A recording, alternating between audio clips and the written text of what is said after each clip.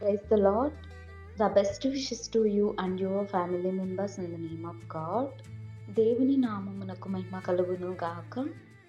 దేవుని నామం పేరిట మీకును మీ కుటుంబ సభ్యులకును శుభాభివందనములు. ఈరోజు దేవుని వాగ్దానం. Today God's promise. సమస్త జనముల కంటే ఎక్కువగా నీవు ఆశీర్వదింపబడుదువు. ద్వితీయోపదేశకాండము 7వ అధ్యాయం 14వ వచనం. You shall be blessed above all peoples. Deuteronomy chapter 7 verses 14.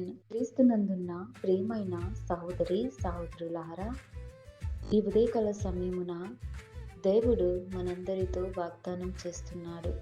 చూడండి, దేవుడు మనలందరినీ ఆశీర్వదించాలని ఈ దినమున ఆశపడుతున్నాడు.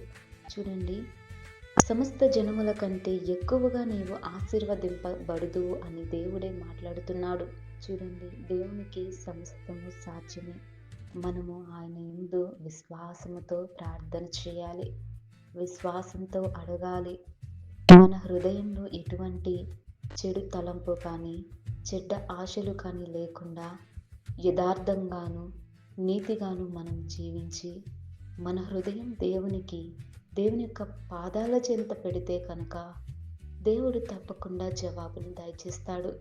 ఈ లోకంలో మనుషులు తిడుతూ ఉన్నారేమో, అవమానిస్తున్నారేమో, దూషిస్తున్నారేమో, నీ స్థితిని బట్టి నీ పరిస్థితిని బట్టి అవహేళనగా మాట్లాడుతున్నారేమో, కానీ దేవుడు తప్పకుండా వారందరి మీద నిన్ను ఆశీర్వదిస్తాడు. అందుకే దేవుడు ఏం వాగ్దానం చేస్తున్నాడంటే, సమస్త జనముల కంటే ఎక్కువగా నీవు ఆశీర్వదింపబడుతూ అని దేవుడే ఈ దినమున నీతో నాతో మన అందరితో మాట్లాడుతున్నాడు. కనుక ఈ వాక్యము నిమిత్తం ప్రతి ఒక్కరూ ప్రార్థన చేసుకుంటూ తమ తమ వ్యక్తిగత జీవితాలను పరిశీలన చేసుకొని దేవునితో సహవాసం చేసే వ్యక్తులంగాను నీవు నేను మనమందరమును ఉందుముగాక.